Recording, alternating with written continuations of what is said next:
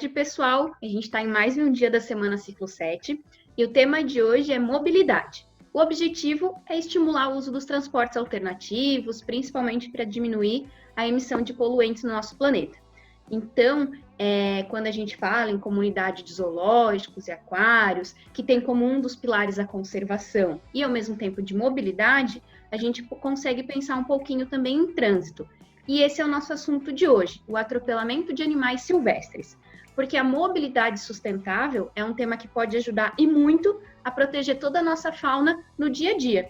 E para conversar sobre isso com a gente, o convidado de hoje é o Alex Bajer, idealizador do Sistema Urubu e coordenador do Centro Brasileiro de Estudos em Ecologia de Estradas, o CBEE. Então seja muito bem-vindo, Alex. E já vou começar com a primeira pergunta. Então, a gente sabe que a cada dia o número de automóveis vem aumentando.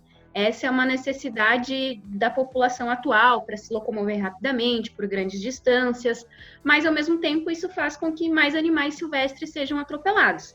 Como que estão esses números nos dias atuais? Qual que é esse impacto? Bom, os nossos impactos em termos de atropelamento de fauna, eles são gigantes. Em 2012, a gente fez a nossa estimativa de que 475 milhões de animais selvagens são atropelados todos os anos no Brasil. Esse número sempre assusta as pessoas e sempre se imagina assim, que esse número é um número impossível.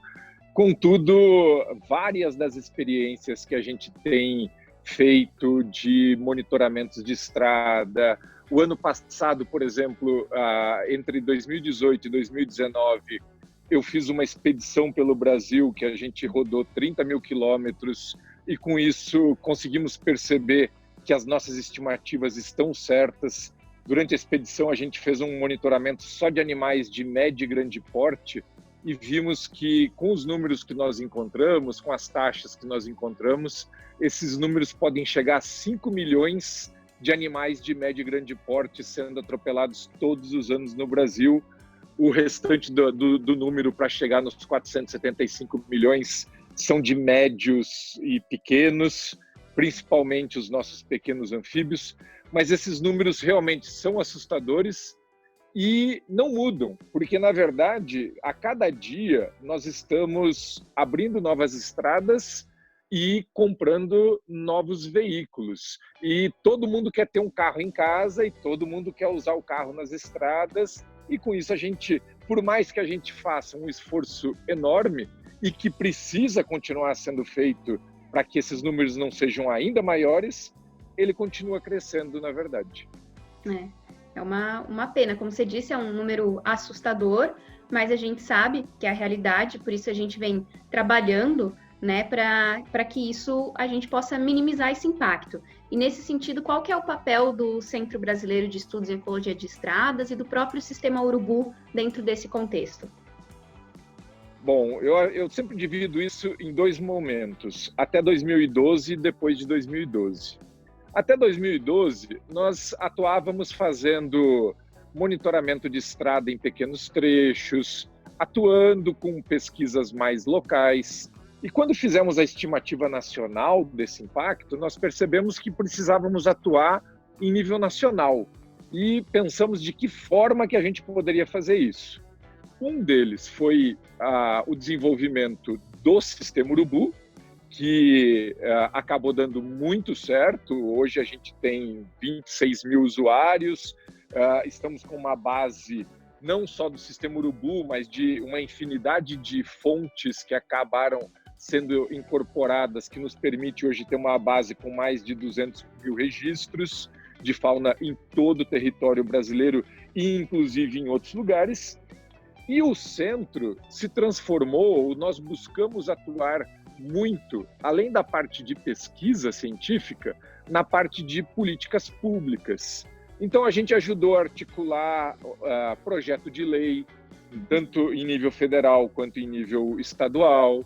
Nós organizamos a estrutura de uma estratégia nacional que contém 40 ações que precisam ser realizadas para que a gente possa controlar essa questão do atropelamento, mitigar esse problema. Então, nós resolvemos atuar tanto em pesquisa quanto em extensão, formando pessoas, e políticas públicas. Então, eu acho que é essa, pelo menos assim, a gente entende que a nossa participação dentro desse cenário nacional é dessa forma. Perfeito, como é o tema de hoje, a mobilidade é responsabilidade de todo mundo, né? Então tem que se envolver realmente com essa Exatamente. questão de políticas públicas, com certeza.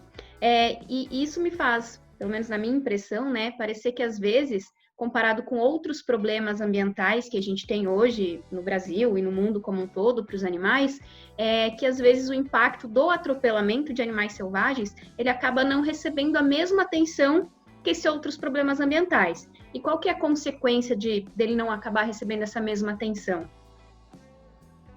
A grande questão do atropelamento é de que ele envolve, quando a gente às vezes fala de algumas questões ambientais, a gente fala de fragmentação, outros temas, eles são um pouco distante da esfera econômica e social, pelo menos de uma forma tão direta. O atropelamento de fauna, cada vez que você mexe para reduzir esse impacto, significa que nós vamos ter que mexer com licenciamento ambiental, com concessionárias de rodovia, com órgãos governamentais. A pesquisa que a gente faz em ecologia de estradas, ela é tremendamente aplicada e deve ser tremendamente aplicada. Mas toda vez que você tenta resolver um problema, alguém do lado econômico e social grita porque não vai poder fazer a estrada que quer, vai ter que gastar um pouco mais de dinheiro fazendo medida de mitigação. Então, esses problemas realmente tornam a discussão do atropelamento, que hoje eu acho que ele cresceu bastante, os últimos 10 anos ele tem mudado muito, a gente tem conseguido um cenário mais agradável de discussão, pelo menos não de solução propriamente dito, mas a gente percebe nitidamente que, como ele mexe muito com a questão econômica e social, ainda existem várias nuances difíceis. A gente precisa ir em Brasília 1, 2, 10, 20 vezes para conversar com políticos, para conversar com órgãos governamentais, para que comece a se introduzir as melhores práticas da questão de mitigar os impactos nos planos de governo e assim por diante. Com certeza. É um trabalho bem desafiador, né, nesse sentido. Mas acredito que cada um no seu dia a dia pode, de alguma forma, colaborar para a gente diminuir um pouquinho mais desse impacto, né? Como que a gente poderia dizer quais seriam as atitudes sustentáveis que cada pessoa pode ter em relação ao trânsito, à mobilidade, para diminuir essas estatísticas de atropelamentos? Bom, realmente, o atropelamento acontece, a gente tem que perceber de que alguém pode dizer, eu não dirijo, então eu não causo impacto. E vai estar muito enganado. Porque, na verdade, como tudo que a gente consome, ou pelo menos 80% de tudo que a gente consome no Brasil, é transportado por caminhão. Então, tudo que nós consumimos, de alguma forma, está gerando um impacto para a biodiversidade devido ao transporte de carga, devido ao nosso deslocamento. Então, a gente tem que perceber que o consumo está diretamente atrelado ao impacto de atropelamento de fauna e vários outros impactos que rodovias e ferrovias também geram. Nós podemos falar muito sobre a importância social e econômica de estradas, e a gente concorda com isso. Mas a gente tem que perceber que cada item que a gente compra tem um custo ambiental, porque ele foi transportado para chegar até a nossa casa e, com isso, ele gerou um impacto durante todo o processo da sua produção até chegar em casa. E isso vale para produtos industrializados, isso vale para todos os produtos de agricultura e assim por diante. Tudo está atrelado à rodovia em algum processo que a gente tem. Então, esse é um aspecto que a gente tem que sempre ter em mente. Cada um de nós faz parte do processo de gerar o impacto. Quando a gente está na estrada, nós temos o impacto ou podemos atuar respeitando os sinais, sabendo aonde que a gente tem as placas de sinalização, reduzindo a velocidade aonde se diz que é para reduzir a velocidade. A maior parte das pessoas simplesmente ignoram a placa, aquela plaquinha do cervo pulando que indica uma posição de um animal.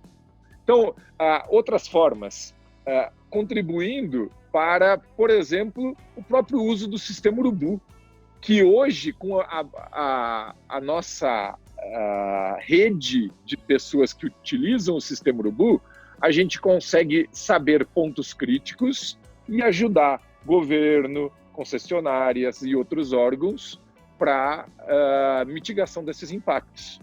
Isso se tornou tão importante que o sistema urubu agora ele está mudando e nós estamos lançando um novo aplicativo que é o YouSafe, que agrega o sistema urubu e todos os dados de segurança viária, onde o usuário vai ficar sabendo em tempo real quando ele estiver num quilômetro muito perigoso. Nossa, super bacana essa iniciativa. E reforçando, né, como você disse, a questão de respeitar a placa de trânsito é o mínimo que cada um pode fazer. Aquilo não está ali porque a gente acha bonito, né? Porque há uma ciência por trás de que aquele local é um local prioritário para a fauna e a gente tem que respeitar, né, esse espaço de todos eles, né? Exatamente.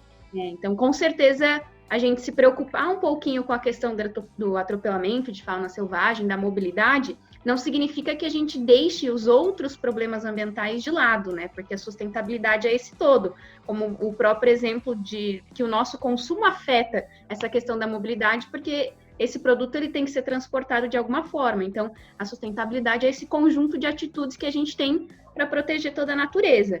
Então, eu queria saber se você tem algum recado final para quem está nos assistindo, né, nesse momento, sobre a importância de ser sustentável, de ter esse respeito no trânsito. Olha, nós trabalhamos dentro dessa área já há 20 anos e temos visto uma mudança realmente da preocupação das pessoas quanto a esse contexto. Eu acho que isso tem sido um grande ganho e é uma grande satisfação de perceber que a sementinha está plantada. Agora, nós nunca podemos esquecer, nós nunca vamos deixar de estar gerando esse impacto e nós temos que, cada um de nós, sejamos ambientalistas, sejamos conservacionistas, sejamos consumidores, devemos sim entender de que as nossas ações geram impactos a longo prazo e que isso tem que estar no nosso dia a dia. E eu sempre digo, a gente tem que pagar o preço disso, que é o quê? A gente precisa entender que quando a gente fala que tem que botar um redutor de velocidade e as pessoas às vezes acham ruim porque vai atrasar a viagem em 5 minutos, aquilo ali tem uma consequência ambiental, mas também, no nosso caso, tem uma consequência social e econômica, porque nós vamos estar reduzindo acidentes que geram centenas ou milhares de mortes todos os anos e bilhões de custos para a sociedade. Então, o legal da ecologia de estradas é de que nós conseguimos unir esses 3 pilares, do ambiental, do social, do econômico, ajudando tanto na preservação da biodiversidade, mas ajudando na preservação de vidas humanas e de recursos tão importantes para outras coisas. E é nada menos do que o tripé da sustentabilidade, que é totalmente a temática, né, dessa nossa campanha, que é a Semana Ciclo 7. Né? Então, como última pergunta, quem quiser continuar acompanhando o trabalho de vocês, saber todas as novidades do Sistema Urubu, por exemplo, como que essas pessoas podem fazer? Nossa, a gente tem, assim, rede social aqui não falta.